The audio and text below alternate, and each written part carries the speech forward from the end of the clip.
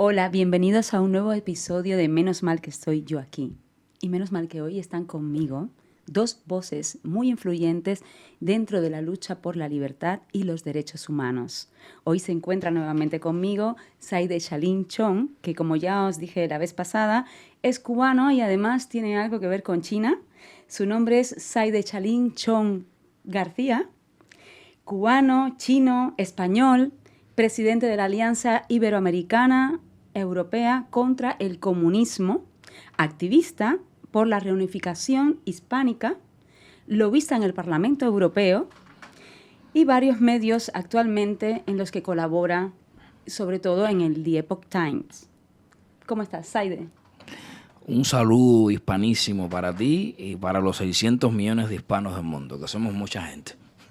Efectivamente. Bueno, pero hoy no estamos solos. Además, Saide, hoy estamos con una persona a la que quiero y admiro muchísimo. Ella es Yusil Gascón, que además es vicepresidenta contigo de la Alianza Europea Iberoamericana contra el Comunismo, activista de derechos humanos, cofundadora y secretaria del Europeans in Catalonia, miembro de Sociedad Civil Catalana y vinculada al partido francés Les Républicains, ¿lo he dicho bien, Yusil? Perfecto. Y participando en procesos electorales en el exterior. Entonces, bueno, bienvenidos a ambos dos. Para mí, de verdad, estoy súper bien acompañada. Y es lobista en el Parlamento Europeo también. ¿Verdad que sí? Los dos ahí como lobos, ¿no? No solamente en el lobby, como lobos defendiendo nuestros derechos. La verdad que es un orgullo y un placer contar con vosotros, Yusil, y gracias por unirte. Ahora, Saide ya es la segunda vez que lo tenemos con nosotros, ya es un residente y esperemos tenerlo aquí muchas veces. Y bueno, hay muchas cosas de actualidad en las que hablar y no sé ni por dónde empezar, chicos. Entonces, bueno, vamos a empezar por lo que nos ocupa actualmente ahora, que es Cuba. Luego haremos conexiones porque Cuba está muy conectada con todo lo que pasa alrededor del mundo también y de eso seguramente tenéis mucho que contarme.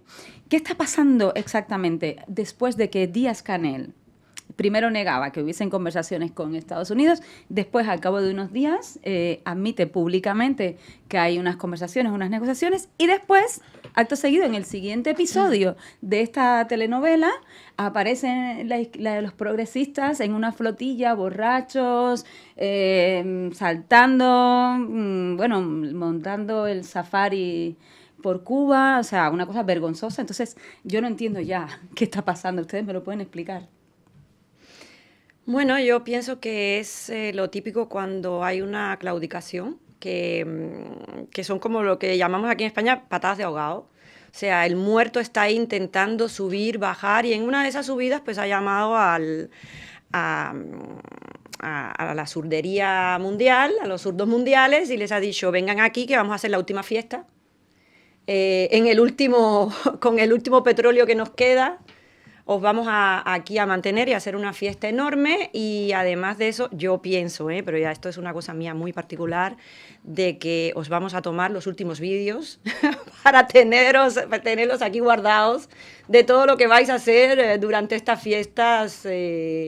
Entonces, pero esto es interesante, Yusil, porque yo te estoy entendiendo perfectamente, pero para contextualizar, sí. Cuando Yusil habla de estos famosos vídeos, se refiere a que una de las maneras en las que obra el régimen castrista y comunista es que primero te pone la miel, ¿no?, en la boca, ven a Cuba, yo te voy a mostrar, yo te voy a integrar, y luego organiza fiestas y les graban vídeos y les abren expedientes para que luego sean trabajadores, sí. esclavos permanentes de por vida, serviles al régimen. ¿Es esto, no? Sí, es algo parecido a lo que hacía Einstein a un nivel superior.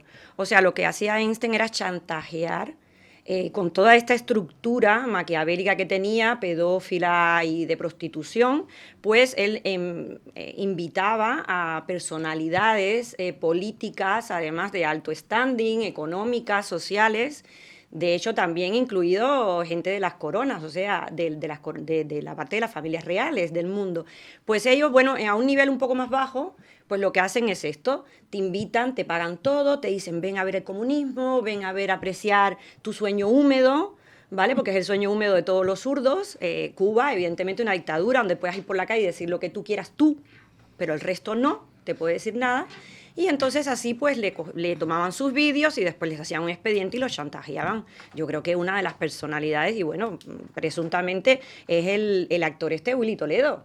Te está pillado en todas partes. Yo creo que de Venezuela, Cuba, ¿no? En todas partes no ese hombre sé. está pillado.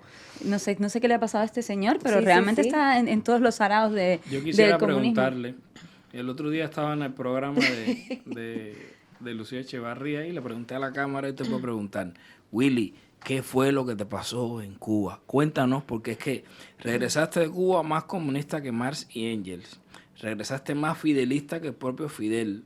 Es que eres ya tú eres el comunismo hecho tierra destruido, no, hecho carne. Entonces yo quisiera saber, ojalá tenga la oportunidad algún día de tenerte en un plató para cuando tú vengas con tu retórica preguntarte, ¿qué fue lo que te pasó? Bueno, esa es una interesante pregunta y bueno, vamos a ir por este camino. Pensaba ir por otro, pero aquí somos flexibles. A ver, aquí han salido varias cosas. Está Einstein, que además hay fotos que corroboran la conexión que tenía Einstein con Fidel Castro, ¿no? Efectivamente. Eso por un lado. Entonces ahí yo preguntaría, ¿quién copió a quién? ¿Einstein copió a Castro? ¿Se retroalimentaron? ¿Montaron? No sé, es que es bastante... Bueno, es que Castro era mucho más mayor, Claro. con lo cual... El maestro, acuérdense, la vinculación, esto es una cosa que apenas se habla, algunos lo consideran teoría de la conspiración, yo no. Los vínculos que han existido a lo largo de la historia entre la dictadura cubana y el globalismo, ¿vale? Con lo cual muchos experimentos que luego se llevaron a cabo en el mundo primero se probaron allí, ¿sabes? Por ejemplo, yo estoy enganchadísimo, que me gusta mucho, todavía voy a la tienda y lo compro, a yogur de soya, me encanta. Por Dios, no. Yo estoy Y traumada con la y soya. está riquísimo, digo, mira, qué rico un yogur de soya, además es sano porque la leche tiene grasa animal y uno ya empieza a estar mayor y entonces la grasa y todas esas Aide, cosas. ¿pero qué tiene que ver esto con Castro y con Einstein? Cuéntame. Los Mira, cubanos estamos traumados con la en Cuba soya. en Cuba se han Exacto. hecho muchos experimentos sociológicos con la sociedad y Venezuela es, ya que estamos aquí en un lugar de hermanos venezolanos, Venezuela fue como el perfeccionamiento del experimento sociológico con la sociedad, porque eso no solamente se hace a través de una serie de cuestiones que tienen que ver con imágenes, mensajes subliminales, imágenes que se proyectan a través de la televisión o las redes sociales, mensajes que te llegan, que te están llegando, que te están bombardeando y tú no lo sabes. Además, eso también se utiliza a través de la química, ¿no? Con respecto, por ejemplo, que a la gente le echan cosas en el agua. Esto no es teoría de la conspiración. Esto uno se puede poner a investigar por internet cualquier informe soviético, cualquier cosa. Uno ven que no solamente tenían a la gente sometida desde un punto de vista psicológico, sino también químico y a través de la televisión, de la radio, con ciertos y determinados mensajes, con ciertas y determinadas palabras que te iban sembrando, ¿no? Hay una opositora que vive en los Estados Unidos que se llama Olema, que es Ana Olema, ella nombra eso como el policía que no han sembrado dentro. El mío está aquí dentro seco y muerto en un rincón, ¿sabes? Y no se levanta, pero todavía hay gente que nos siembra en un policía dentro de la mente, ¿vale? Que esa sensación que tú tienes de que ¿cómo se llama? De que tú no puedes, de que tú mismo te autocensuras, tú mismo coges miedo, tú mismo... Mira, hay una historia que... Ya tenemos el propio vigilante incorporado. Exactamente. El Sí, mira, hay CDR está en ti. Sí, hay una historia que yo siempre cuento y ya rápidamente le cedo la palabra. La primera vez que yo vi una crítica en la televisión española a José María Aznar, yo me asusté. Y estaba solo en un salón, empecé a mirar por los lados, me estarán mirando aquí, me estarán vigilando, y es porque uno lleva eso ahí, a pesar de que uno ya tiene un proceso de uno mismo se empieza a limpiar, uno se empieza a liberar, cuesta años para quitarte de adentro esas paranoias, esas persecuciones, así que imagínate una sociedad que está completamente sometida. Desde luego, pero ahí también quiero a tirar una lanza a favor de los conspiranoicos, entre ellos me incluyo, o que nos llaman así. La verdad es que la realidad supera la ficción, es inimaginable los tentáculos, hasta dónde llegan los tentáculos de esa pequeña islita, entonces pues nada me sorprende, Zaide. También otra de los frentes que se abrió ahora en esta conversación es el tema de los sueños húmedos, y está... Sí, es muy gracioso. Yo no le quería dedicar ni un segundo a esta gente porque... Qué freudiano, ¿no? Sí, totalmente. Estamos entrando en el deep. En el deep, sueños húmedos. ¿A qué voy? Bueno, hay un vídeo precioso de Pablo Iglesias por las redes, caminando solo, porque ya la isla está, pobrecita, que parece, no sé, apocalíptica, y está caminando por la Plaza de la Revolución, y todo lánguido, y con esa fantasía, porque a él le encanta la novela, la serie del Juego de Tronos, y sube hasta la tribuna desde donde Fidel Castro daba sus discursos larguísimos, de más de 8 horas, y después se queda así mirando, se escucha de fondo la música de Silvio Rodríguez y después al final del vídeo lo está esperando Díaz-Canel con un gran abrazo. Yo no entiendo esto porque este señor aquí en España está acabado ya, o sea, que está perdiendo las elecciones. Entonces, de repente, ¿qué es este circo? ¿Qué pasa? Bueno, lo primero que hay que decir es que por ahí no puede caminar nadie. Eso es lo primero. Segundo, subirte donde se subió la ceniza, tampoco. ¿Vale? Eso no es un parque donde tú vas caminando y no, eso es un lugar muy restringido. Recordemos que ahí detrás está, yo lo llamo el Palacio Presidencial, aunque ellos lo llaman el Palacio de la Revolución. Recuerden que esto fue una construcción, Batista le dejó todo fabricadito a Fidel, el Palacio, la Plaza Cívica, el Palacio Presidencial, todos esos edificios los construyó Batista.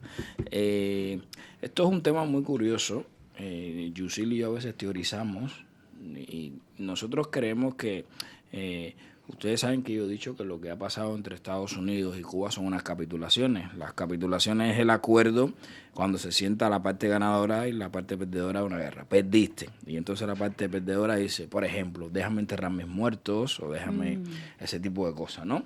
Pues yo creo, y también yo sí lo hemos hablado, estamos de acuerdo, que lo que ha sucedido es que ellos le han pedido a Donald Trump que le dejen hacer el último show.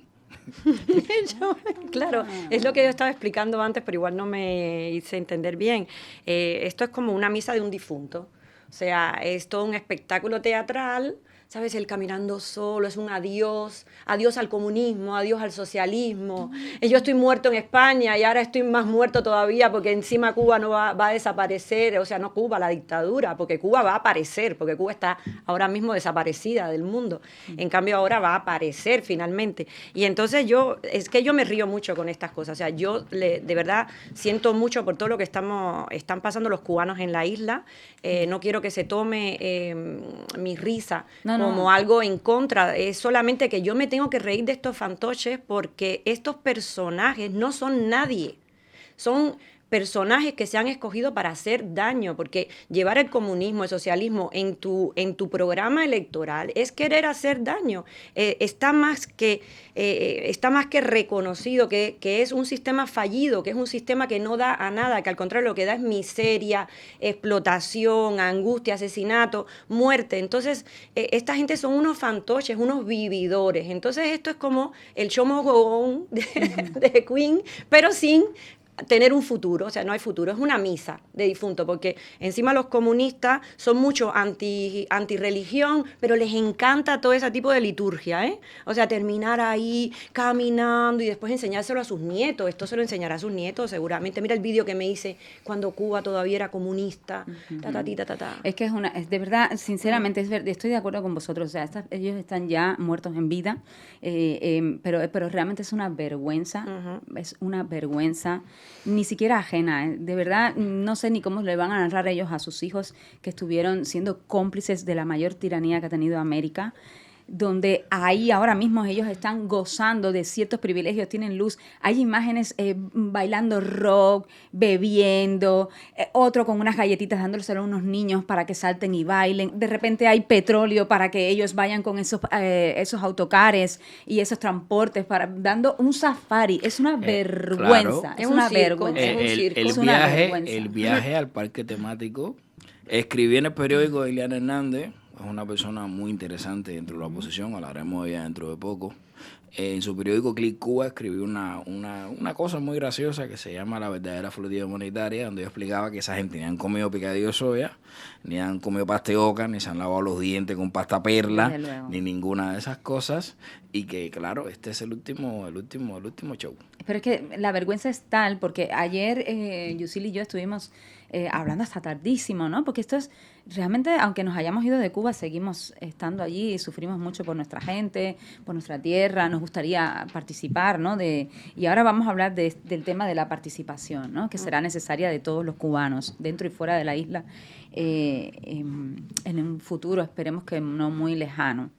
Pero es que pasa hasta por las cosas más simples, que no son de ahora, porque eso es otra cosa que quiero hablar con vosotros, del control del relato, de la batalla cultural, porque ahora se está pues culpabilizando nuevamente a Estados Unidos, a la administración Trump en este caso, y pasa por cosas tan sencillas como ir al baño y limpiarte, o cuando tienes la regla, no tener nada que ponerte.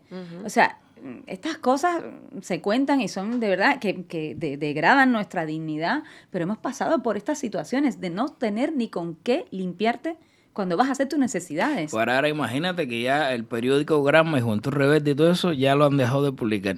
Pues pobre gente, porque eso era para lo que lo usábamos. Sí, era muy útil. Yo muchas veces me limpié con la cara de Fidel.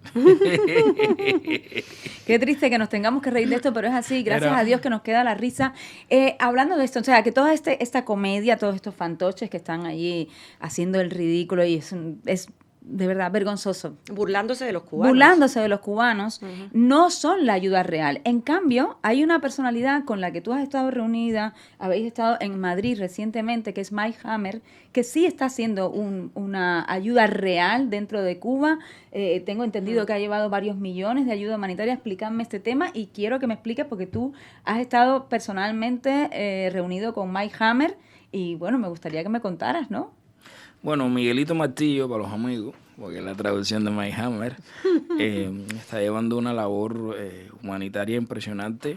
Miguelito Martillo está sustituyendo a la labor que tiene que tener el Estado, ya sea a través de instituciones privadas o de instituciones públicas, porque aunque nosotros somos capitalistas, creemos que han necesitado, hay que ayudarle, eso es lo que llaman los católicos, ¿no? La doctrina social de la iglesia, a la gente hay que ayudarla, al necesitado hay que ayudarla, al necesitado hay que enseñarle a pescar y darle la caña de pescar y que después ya se busca la vida, porque esa es la diferencia entre el comunismo y nuestra forma de ver, es que nosotros queremos ayudar a la gente para que se valgan por sí sola. El comunismo lo que quiere es que la gente se esclavice. Se empobrezca cada vez más. Entonces él ha recibido una serie de fondos no sé si el gobierno, el Departamento de Estado, no estoy seguro de quién ha recibido los fondos, y él está yendo casa por casa. 9 millones de dólares, sí, exactamente. Casa por casa a llevar la ayuda a la gente que está viviendo en chabolas, en casas de paja, en casas de zinc, porque eso existe en la Cuba. Los comunistas me dirán, eso es mentira. Digo, en Cuba, vayan a ver los videos de Mike Hammer en las redes sociales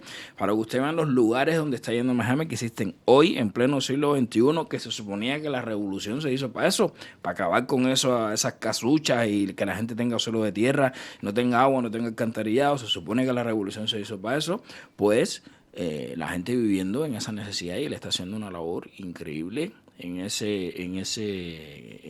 cuestión. Y por eso yo en el artículo de Click Cuba decía, no le dediquen tiempo a esto de la flotilla. La verdadera flotilla humanitaria es la que está llevando Mike Hammer a Cuba, a cada rincón de Cuba, con todas las consecuencias, con que lo persiguen, con que le hacen scratch, con montones de historias, porque él está cumpliendo una función que debería estar cumpliendo con una institución privada o el Estado, y que eso está completamente abandonado allí. Y esto lo está permitiendo, el gobierno cubano está permitiendo que Mike Hammer haga o ha puesto algún impedimento, que pueda hacer esta ayuda humanitaria, que pueda llegar a todos los sitios. 9 millones nada más y nada menos, o sea, se dice fácil.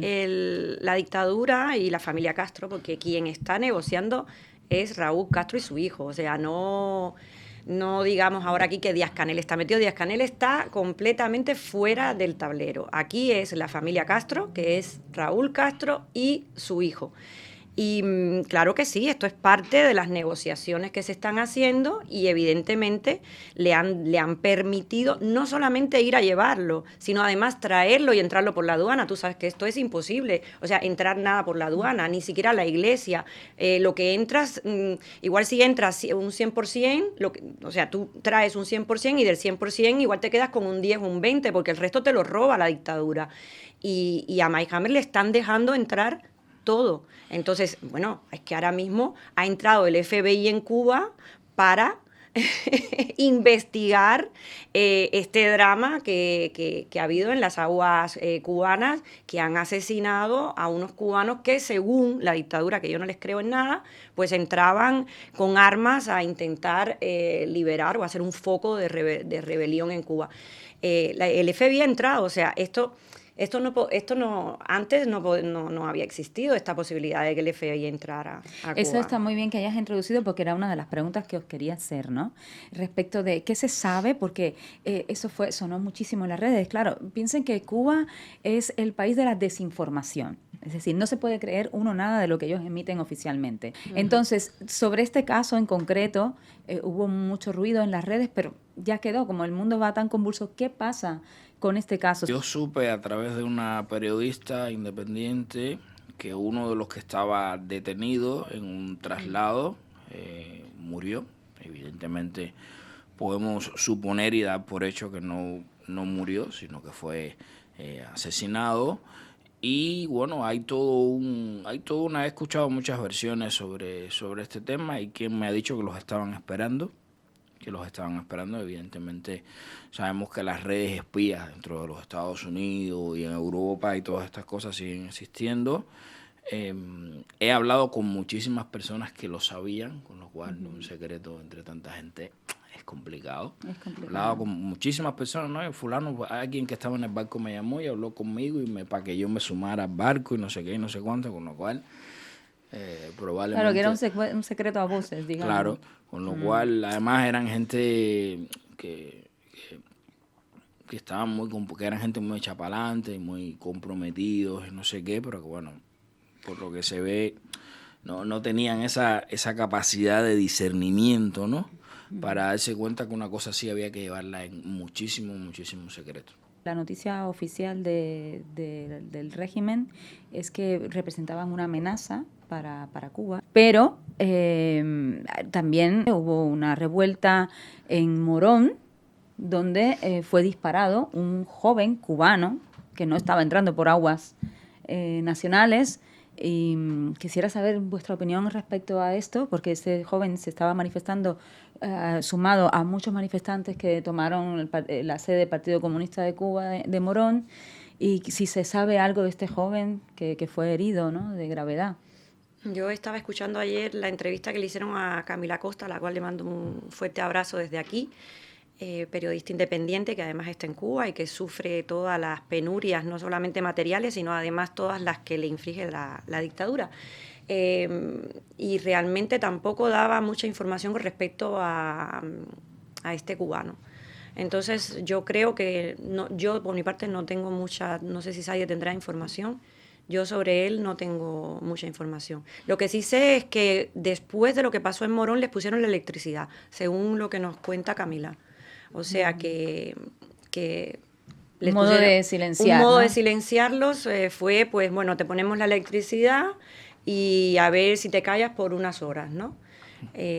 Bueno, esto forma parte de las formas que tiene la dictadura de vez en cuando pues callar los focos de rebelión que hay en Cuba. Te doy un poco de pollo, llevo una pipa de agua, en el peor de los casos una de cerveza, que también ha pasado. Uh-huh. Y bueno, pues son las formas que tiene. No sé si Saide sabe más sobre el tema. Yo lo único que le voy a decir a mis compatriotas que tomen la decisión de salir a la calle, que se tapen, ¿vale? Tápense la cara, pónganse una máscara, pónganse un pañuelo, tápense la cara. Si tienen el pelo colorado, tápenselo. Si tienen tatuajes, tápense.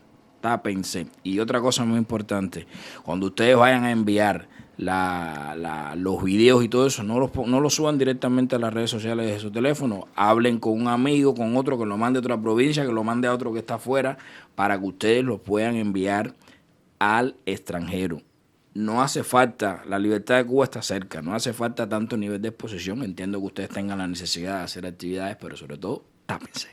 Y sobre todo con el tema de la ropa también, porque sabemos que en Cuba la gente tiene solo una camiseta, un par de zapatos, desgraciadamente, y esto también es importante. Cuando salgan, pues cámbiense por otro o pónganselo al revés. O hagan como los mambises, exacto, los o negros. vayan sin nada. Los negros mambises, supuestamente, esto puede ser mucha mitología también, se supone que porque también habían negros en el bando realista, se supone que los negros mambises montaban a caballo y desnudos, pero bueno, cada cual que haga lo Hombre, que tampoco quiera. vamos a pedir que se desnuden ahora, en el medio siglo XXI. Bueno, Estoy tratando yo creo que sí, yo entiendo, pero la verdad es que yo, ahora que estábamos hablando, yo es que no les pediría nada. No, Porque yo nada tampoco. Yo no les pediría nada porque bastante tienen con resistir a esta dictadura que hemos soportado y sufrido todos durante 67 años.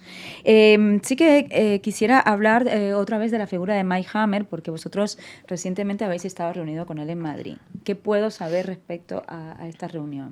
Bueno, lo que hablamos ahí dentro, que nos dijeron so pena de, en fin, que no podíamos contar lo que se habló, pero es lo que yo he venido contando en todos los medios de comunicación, que el año 2026 es el año del final de la dictadura del Partido Comunista de Cuba. La dictadura más antigua de Iberoamérica va a desaparecer. Ojalá, mi deseo, lo que estoy pidiendo ahora es que desaparezca el 31 de diciembre. Sería estupendo para ya empezar el 1 de enero del 2027, además en un número impar también como aquello, y que ya para romper todo el mito completamente ya, porque si empezamos el 1 de enero ya vamos rompiendo todas las fechas y todo lo que se suceda. Tendremos que celebrar especialmente el 7 de enero, que es el día más triste de la historia de la República de Cuba, porque fue el día que se impuso esa ley, esa ley injusta que ya derogaba la Constitución y autorizaba los asesinatos y los fusilamientos y todas estas cosas, que fue la ley fundamental del 7 de enero de 1959. Ese día especial, más que el 6, tenemos que celebrar el 7, porque ese día a los cubanos ya completamente todos los derechos que le quedaban el 90%, se les fueron robados. Hablando del tema de Mike Hammer, vosotros estuvisteis en esta reunión, que fue una reunión, digamos que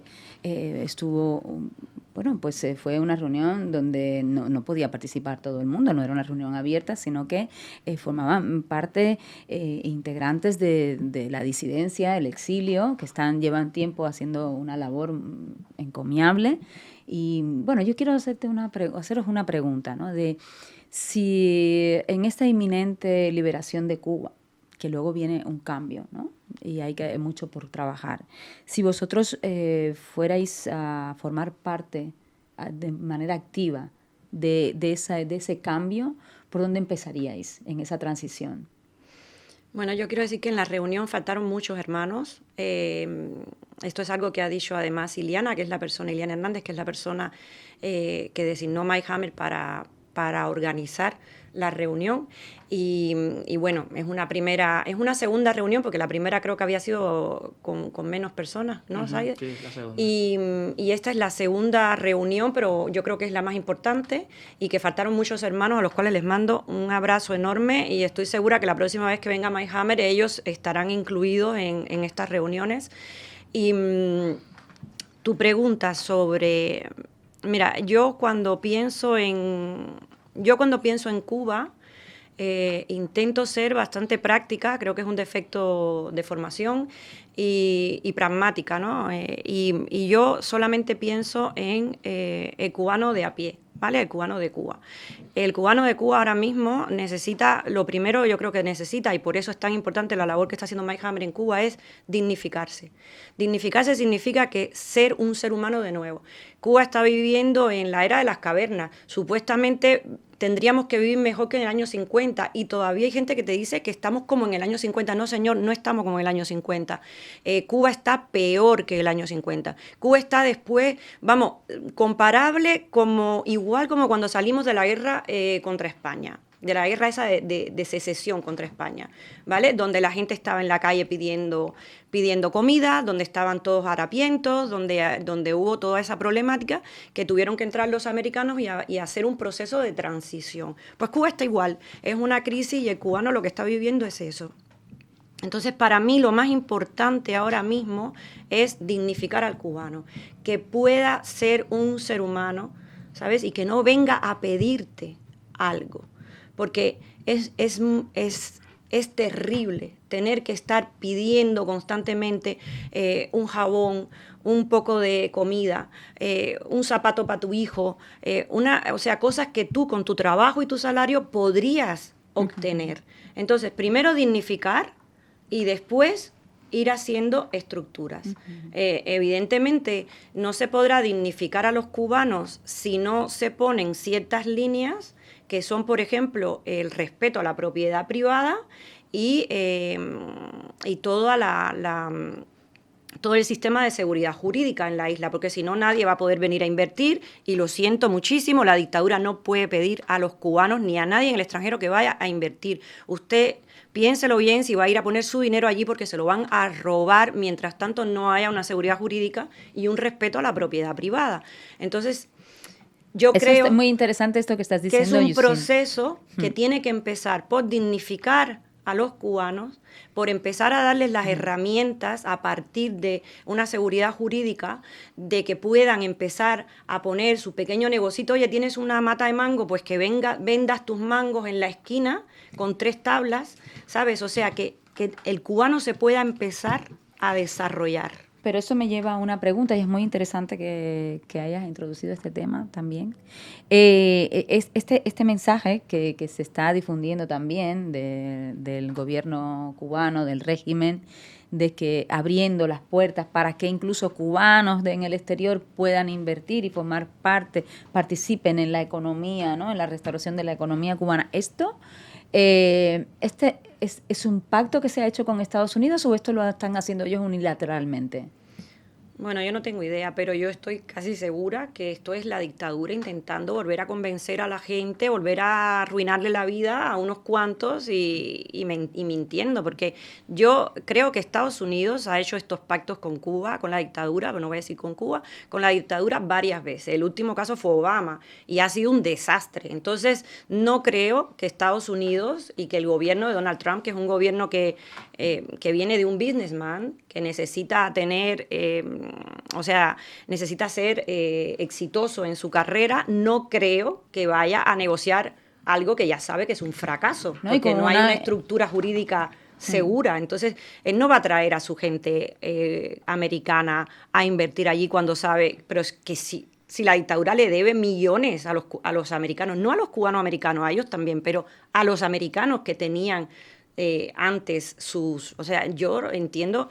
No lo entiendo, porque además está la ley Helms-Burton ahora, que se está de nuevo promoviendo y volviendo a poner en el tapete. Entonces, yo no creo que sean los americanos. Sin duda, ellos son especialistas en confundir y tenernos de un lado para otro, porque a mí realmente... Yo no digo, bueno, ahora es que esto me digo, bueno, esto que está... Que ahora te voy a dar paso, Zaide. Pero, claro...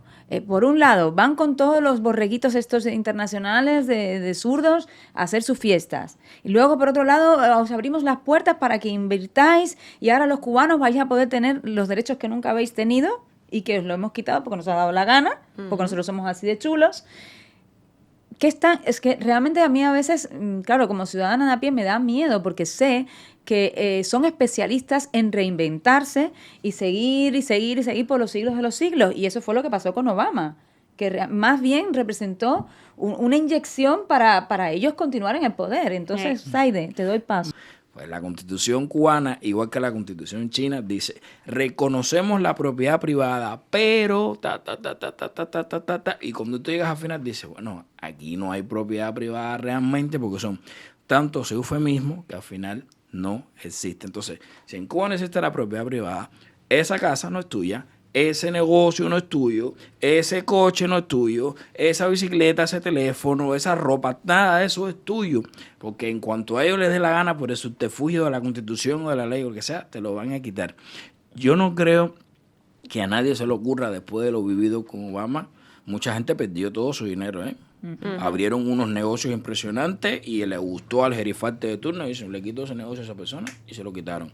Yo no creo que a nadie se le vaya a ocurrir en su sano juicio. Además, hemos hecho una labor importante de profilarse y decir, la Constitución en el artículo tal dice que no existe la propiedad privada. No existe. En Cuba no hay propiedad privada. En Cuba ni siquiera tu vida es tuya. En Cuba ni siquiera la vida, ni siquiera la muerte es tuya. Hemos visto las imágenes de los muertos ahí tirados como si fueran sacos de patata. Nada es tuyo en Cuba, ni el aire, nada es de ellos. Ellos son dueños hasta del aire. Vamos a tener que regular todas esas cosas. Ellos son dueños del espacio radiofónico. Me acuerdo hace años que sacaban la ley, decían, la ley de... Yo me sentí me la ley porque todo el mundo estaba centrado en un artículo de la ley que decía, no, es que escriban en las redes sociales, lo vamos a perseguir. Digo, qué tontería esta, déjame leerme bien la ley. Y la ley de lo que trataba era de apoderarse del espacio radiofónico, por donde van las señales de internet, por donde van las señales de radio, por donde van todas esas cuestiones. Entonces, en Cuba no hay propiedad privada. No te arriesgas a invertir. Vendrá la seguridad jurídica en el año 2026, porque en esa reunión nos garantizaron al 100% que el 2026 será el año. Ojalá sea el 31 de diciembre, insisto. Yusil, tú eres una gran conocedora de la historia de Cuba. Un poquito. La verdad es que sí. Y eso es interesante porque nosotros, es una de las cosas que se nos mutiló, porque nos empezaron a marear con reinventando la historia y ya no sabemos qué creer, qué no creer, qué fuente es fidedigna, qué libro realmente leer. Y esto es una de las cosas que dentro de ese, si tú participaras en esa redignificación del pueblo cubano, sería interesantísimo, ¿no? De que cubano supiese la historia real. Y ahora cuando Saide estaba haciendo alusión a lo que pasó después de Obama, que después si querían te expropiaban y te quitaban, hablábamos hace unos días de las expropiaciones, ¿no? que han ido sucediendo a lo largo de estas décadas en Cuba. Y hablábamos de que no solamente fueron las multinacionales americanas, sino que los ciudadanos de a pie que tenían su negocito. Cuéntame acerca de esto. Sí, yo recuerdo, bueno, mi madre me contaba que, por ejemplo, llegaban a la bodeguita que tenía el chino, o cualquier persona, y llegaban uniformados con pistolas o con fusiles y entraban y decían, esto es de nosotros, esto es de la revolución, esto es de Fidel Castro. ¿Con fusiles? Sí, con pistolas o con fusiles. Y expropiaban la bodeguita. Y al que, por ejemplo, lo dejaban, ¿vale? Esto es de Fidel Castro, y la persona igual se ponía y le decían, bueno, pero tú te quedas de dependiente, pero es que, claro, ya no iban a haber más suministros, tú no ibas a poder negociar más, traer los suministros. Entonces esa bodeguita se quedaba sin nada, evidentemente, como... Y tú terminabas completamente arruinado, o sea, todo el dinero que habías puesto en tu pequeño negocio, porque claro, hablamos de las multinacionales, Bacardí, esto, aquello, pero los pequeños negocios, esos que hacían el barrio, hacían que el barrio tuviera de todo, o sea, que no tuvieras que ir a La Habana, si vivías en algún barrio, al centro de La Habana a buscar un pedazo de carne, leche o unos botones o lo que fuera que necesitaras, pues eso estaba en todos los barrios. Es que cuando yo paseo por España me recuerda muchísimo, no lo que yo viví, pero lo que me contaron, que en cada barrio había pues varias fruterías, varias panaderías, ¿cómo es que se dicen? Lencerías, o sea, para la ropa. El carpintero, el no sé qué. El carpintero, la plancha, o sea, los lavatines, o sea, evidentemente diferente a los que tenemos ahora, que ahora evidentemente, estamos a años luz de lo que había en aquella época. Bueno, pero ahora mismo en Cuba pero eso claro, sería es que había todo esto, habían personas que planchaban y tú llevabas tu traje como aquí, lo mismo que pasaba aquí. Bueno, pues todo eso se intervino, se robó, porque a mí me encantan todas las palabras estas que utilizan ellos, se expropió, se intervino. No, señor, no se intervino ni se expropió, se robó, porque usted se quedó con un negocio que funcionaba, que era de una persona que había invertido su dinero, y usted no le dio nada, lo echó como si fuese un perro a la calle y le dijo, o te vas o te mato, o te fusilo, por burgués o por lo que fuera, o te vas a la cárcel.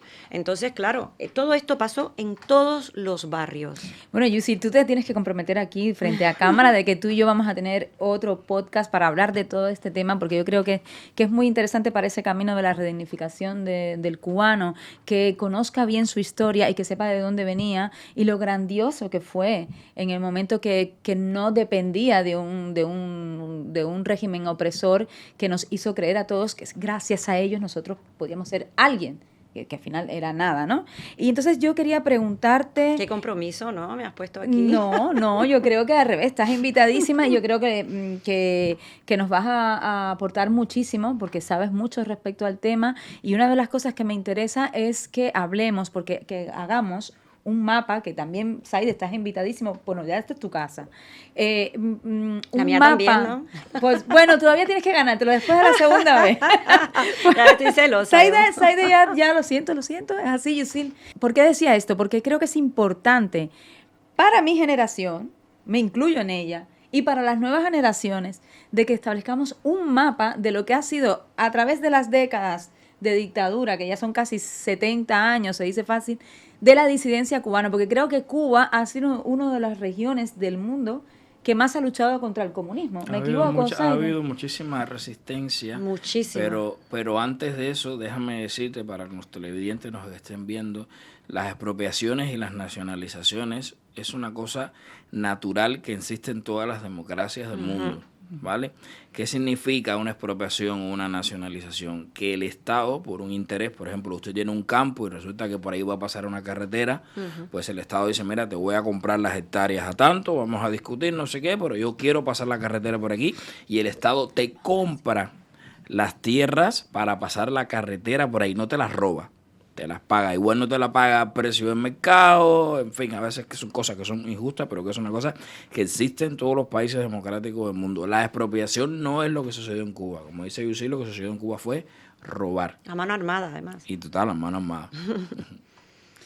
Bien. Eso es muy importante que quede claro, porque si teníais alguna duda o teníais algún sanillo de, ay, me voy a invertir a Cuba, estás avisado. Que no lo diga, que no diga, yo no sabía, no. Ya hay, históricamente hay antecedentes y no va a cambiar esto ahora de la noche a la mañana, porque primero, como decía Yusil, hay que sanear todo el tema legal y jurídico de Cuba para que realmente se cumpla algo, porque además ellos se inventan leyes según, bueno, esto se me está pareciendo cada vez más a esta región donde estamos viviendo y donde hemos conocido la libertad, por eso también atentos aquí, ¿no? Sí, muy atentos. Entonces, la otra parte de la pregunta que era acerca de la disidencia, ¿no, Saide? Bueno, hay una gran historia sobre la disidencia cubana, pero para eso creo yo que habría que dedicar un programa específico. Exactamente, sí. Porque hay muchísima historia, la gente no sabe.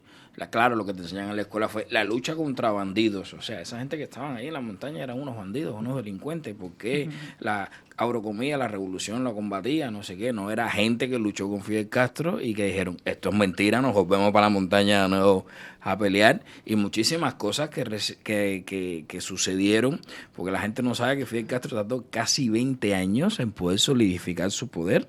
La gente se piensa que el 1 de enero del 59 ya el tipo llegó y coronó, como se dice ahora. Porque la lucha en el Escambray, ¿cuánto duró? ¿No eran unos 5 años, 3 sí, 5 años, unos cuantos años? Duró 5 años, sí. Pero hubo todavía, cuando oficialmente se acabó, todavía quedaban muchos focos de resistencia. Imagínense. Con lo cual, los cubanos no han sido ni cobardes, ni ninguna de esas cosas. Lo que pasa es que el sometimiento ha sido brutal. Les invito, por favor, a leer el libro de Armando Valladares, mi amigo Armando Valladares. Está vivo todavía, tiene 89 años. Igual lo deberías entrevistar. Me encantaría. Contra toda esperanza. Ese libro es una escuela de todo lo que sucedió los primeros días y los primeros años, cómo los mataban, como literalmente como hormigas o moscas. Era como echar veneno y acabar con ellos. Eso no fue fácil y la gente murió. Esto es muy importante. Mucha gente moría mientras disparaba al grito de Viva Cristo Rey, porque no renunciaron a Cristo por el comunismo nunca. Sí, es otra de las cosas que empezaron a prohibir, ¿no? Porque sabían que era una de las ideales o creencias que más cercanas están a la libertad del individuo, y ellos intentaron, pues evidentemente, apagar todas esas voces. Bueno, ha sido un desastre lo que han hecho en Cuba, y nosotros, bueno, mira, gracias a Dios estamos aquí, pero tenemos un daño antropológico que nos costará, no sé si más de un siglo poder limpiar todo eso. Esperemos que no. Esperemos que sí, que con los tiempos que corre, como todo va más deprisa, podamos hacer algo. Pero hablando de algo que introdujo Saide, que es muy interesante, porque hubo muchas muertes. Y Yusil, yo quisiera preguntarte, porque hace muchos años que te conozco y he visto tu evolución de la cual me siento muy orgullosa de los dos. Yo quisiera saber, porque sé que desde hace mucho tiempo tú tenías una inquietud por todo lo que estaba pasando en tu país. Seguías la historia de Osvaldo Payá, de Laura Pollán, que también asesinaron, el estado de Sachs, tantos movimientos, ¿no? Y estabas como espectadora. ¿Y cuándo y por qué decides pasar a la acción como activista? Porque eso es muy interesante, ver el proceso de una ciudadana que está en el exilio, que logra huir de la represión, que tiene que rehacerse, que comenzar una vida e integrarse, y después, ¿en qué momento decide voy a hacer algo por mi país, aunque esté fuera de él? Bueno, yo recuerdo que cuando ya me expuse fue cuando entré en Facebook. Porque, bueno, yo tenía mis opiniones, evidentemente, desde que tenía 18 años yo entendí que aquello, tuve que irme a la Unión Soviética y dije, comunismo, bueno, pues esto no tiene arreglo. Si no tiene arreglo en la madre del comunismo, imagínate tú lo que nos espera a nosotros ahora en Cuba. Y efectivamente, fueron la década del 90 cuando yo regresé a Cuba y lo que malvivimos en la década y lo que sufrimos, lo que nos hicieron sufrir en la década del 90, porque la gente se cree que esto es nuevo. Nosotros todas las décadas hemos sufrido miseria, hemos sufrido asesinatos, hemos sufrido... o sea, no hay una década en la que no haya habido lo mismo que está pasando ahora. Lo único que pasa es que ahora hay los medios de información y la gente tiene mucha más tiene la manera de poder hacer un vídeo y bueno, que todo el mundo lo vea, ¿no? Yo desde que empecé en Facebook, creo que fue en el 2009, no recuerdo bien, yo ya empecé a buscar pues los movimientos y empecé ya yo lo seguía desde la década del 90, el movimiento cristiano de liberación, las damas de blanco, y después, bueno, allí me fue más fácil porque, claro, en Facebook pues era más fácil buscarlos y tenían páginas y seguirlos y todo. Y después ya realmente el asesinato de Laura Pollán y el asesinato de Osvaldo Payá. Yo recuerdo que yo cambié mi foto de perfil por la de Osvaldo Payá. Sí, como no me acuerdo. Entonces, claro, en ese momento tú lo haces igual sin conciencia, pero es que para mí es que tenía que hacerlo, o sea, era importante. Y después ya fue pues en el año 21, ¿no? Cuando empecé con Saide en todo el tema de la Alianza Iberoamericana y Europea contra el Comunismo, y cuando ya yo vi que Saide estaba pues allí como un lobo solitario en Paseo de Gracia. Sí, todo el mundo se acuerda de eso, ¿no? Y claro, yo dije, bueno, pues el lobo y un poquito de gente ¿no? Y yo voy a formar parte de los que estén allí apoyándolo. Y entonces apoyaba a todos mis hermanos que estaban allí. Bueno, de hecho, teníamos la página de Facebook que nos esperaban cada día, no sé cuántas personas nos esperaban. Oye, ¿hay manifestación o no? O sea, me decían, Yusil, hay manifestación hoy, estamos aquí y no se conectan. Y yo, bueno, espérense, nos conectamos ahora. O sea, Qué maravilla, qué maravilla. Fue un año muy bonito que pasamos de verdad, de hermandad y de mucho sacrificio porque no dormíamos. Y bueno, pues, pero resultó provechoso, y yo creo que lo más importante era que yo creo que fuimos los únicos que estuvimos un año en pie, ¿no? Ininterrumpidamente. Doy fe, que eran todos los días. Esos del consulado le hicieron la vida un yogur, como decimos en Cuba. Le hicieron ¿Cómo es que se llamaba Alain? Alain González. Alain no, lo tienen pobre desgraciado. Alain lo tienen que haber mandado de embajador para Kinshasa o para un lado. A Groenlandia. Sí, en algún lugar. No, en Groenlandia estaría bien. Para un lado de eso, que igual de repente que es estado fallido, que hay golpes de estado cada 5 minutos, seguro que lo mandaron para allí. Alain lo mandaron a algún lado así a purgar. Porque además él tenía una orden, que él no la... Y mira que hicieron cosas y no lo logró. Sí. Hicieron muchas cosas, ¿eh? Tenía una orden. Él tenía la concreta. orden. Él tenía una orden. De hecho, por eso surgió este personaje que la acabamos de ver en internet hace 2 días. Han autado. Ah, Sí. la han adoptado. Sí. No, no vamos a hablar de esta señorita, ¿no? No, No, si de no voy ella a hablar no. de ella, pero Mejor, ella por favor, es... de ella no. Pero ella fue una de las cosas Sí, que ella se fue una de las personas que Pues, pusieron para... Pues, ¿qué más lo hizo? No, lo explico. No quiero hablar de esta mujer porque realmente es un personajillo que le hemos dado demasiado protagonismo. Sí, sí, no es porque nadie. por eso, y lo mismo que con Pablo Iglesias, hoy hemos tenido que hablar de él. Multiplícate por 0. Exacto, hemos tenido que hablar de él porque realmente pues está haciendo un cirquito y está saliendo en todos lados y algo tendremos que decir los que estamos aquí, que podemos, porque los cubanos que están dentro lamentablemente no pueden hacerlo. Me gustaría que me hablarais de concretamente ahora cuáles son los planes presentes y futuros, en qué estáis trabajando Yusil y Zaide, que sé que además sois presidente y vicepresidenta. Cuéntenme cuál es la labor inmediata y qué se está cociendo. ¿Qué se está cociendo? Nosotros continuamos con una labor profiláctica. Tú sabes que yo estoy muy centrado en el tema de la hispanidad, porque no somos latinos, somos hispanos. España es nuestra mamá. Hispanoamérica tiene un gran problema de que ha rechazado a su madre y así nos va como nos va. Yusil también está llevando una labor que ya contará ahora, pero estamos especialmente centrados ahora porque ha venido sangre nueva, hay gente que lo está haciendo muy bien.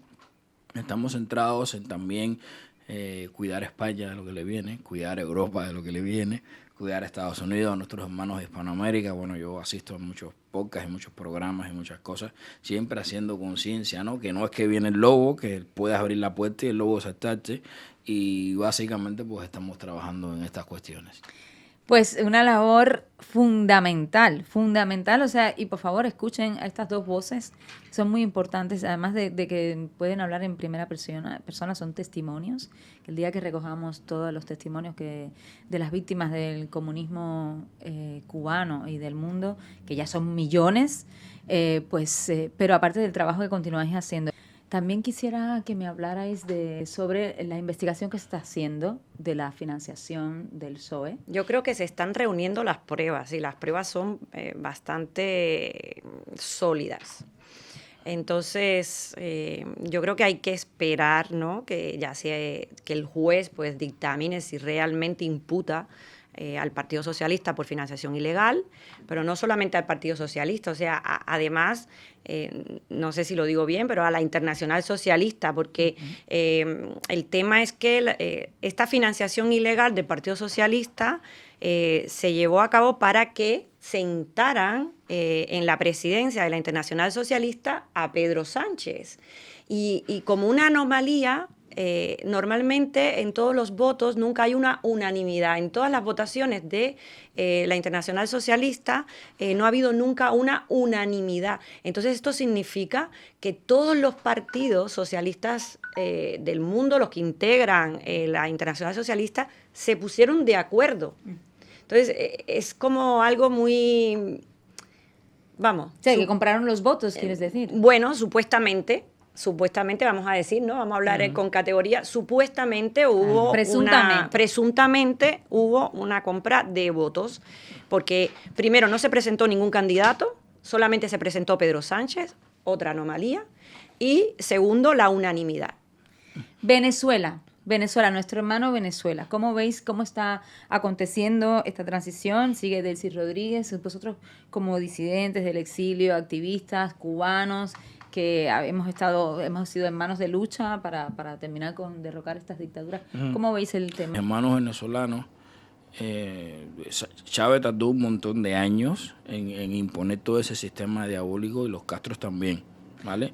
No se desesperen, ¿vale? Si ustedes piensan que aquellos van a llegar y van a barrer y no va a suceder así, es un proceso. La transición, por ejemplo, española con Franco muerto duró su tiempo, que ese ejemplo, ¿no? El secretario de Estado la pone como ejemplo, ¿no? El secretario de Estado de los Estados Unidos, pues la transición española, que fue un ejemplo impresionante para la historia. No es nuestro caso, no habían dos bandos de asesinos, nosotros somos los maltratados y ellos eran los maltratadores.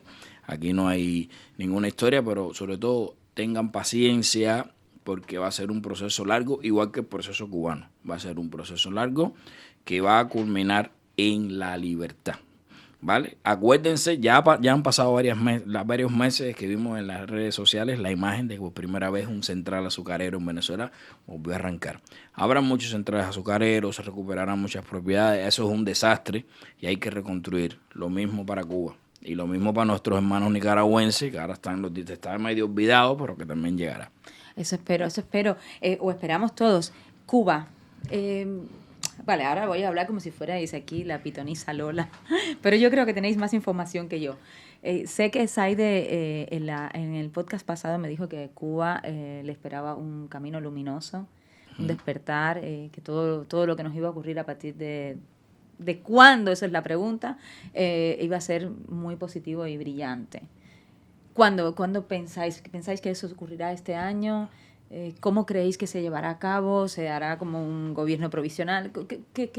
¿Cuáles son vuestras conjeturas o no? O a lo mejor ya podéis hablar un poquito más con contundencia sobre esto. Bueno, cuando tú hablas de esto y no estás en el tablero, porque yo siento decirle a todos los cubanos que los cubanos no estamos en el tablero de negociación. Los únicos cubanos que están en el tablero de negociación son la dictadura y Marco Rubio, ¿vale? El resto de los cubanos, el resto de la disidencia cubana está fuera del tablero. Lo siento por los que creen que están, pero no están. Entonces, cuando se habla de todo este tipo de transición, hablamos más desde el anhelo de cada uno personal, y es muy loable, porque todos somos cubanos y todos queremos que primero, recuperar la patria, porque nosotros somos todos apátridas. Nosotros no tenemos patria. La patria que tenemos es la del pasaporte de libertad que nos ha otorgado el país donde vivimos. Pero ahora mismo, usted que va a Cuba 1000 veces, que va, que entra, que sale, usted no tiene carnet de identidad, con lo cual no tiene residencia en Cuba, con lo cual usted es una apátrida. Tiene la nacionalidad, porque nos obligan a tenerla, para entrar a la cárcel nos obligan mostrar el numerito, como a los judíos tenían que tener el numerito aquí, nosotros lo tenemos en el pasaporte. Pero usted es una apátrida. Entonces, yo pienso que cuando se habla de todo esto, ya se habla desde tu perspectiva y desde tu anhelo personal, porque estamos fuera del tablero. Entonces,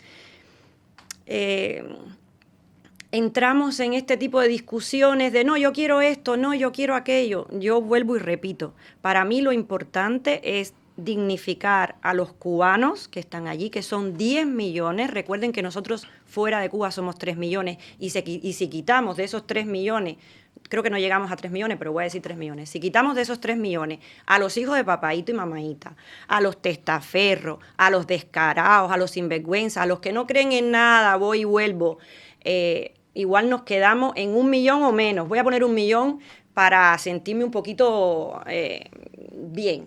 Pero igual no llegamos ni siquiera al 1 millón. Lo siento por lo que estoy diciendo, pero hay que ser conscientes de que el soberano mayoritario es el soberano que está allí. Entonces, tienes que dignificar a toda esa gente, a la ciudadanía. Tienes que devolverle la ciudadanía a los cubanos de Cuba, porque nosotros tenemos libertad, nosotros comemos, nosotros tenemos una vida aquí, y no podemos pensar en el de allí con la vida que tenemos aquí. Entonces, dignificar al cubano de Cuba, y después hacer una estructura jurídica, social, legal, y evidentemente sin represores. Sobre todo sin los Castros y todos sus descendientes, porque si no, este cáncer va a continuar perpetuándose. A ver a dónde se van, ¿vale? Porque en Rusia la gente de repente se envenena, se autoenvenena y esas cosas, pero bueno, a ver a dónde se van. No nos interesa el destino de ellos realmente, porque han hecho sufrir mucho a nuestros compatriotas,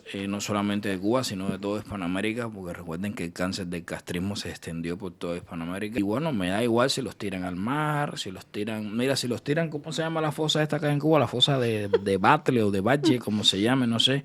Estaba leyendo sobre la masacre de la Loma de San Juan, que fue una cosa horripilante, que no sé qué ciclón asesinaron a 70 y pico de personas.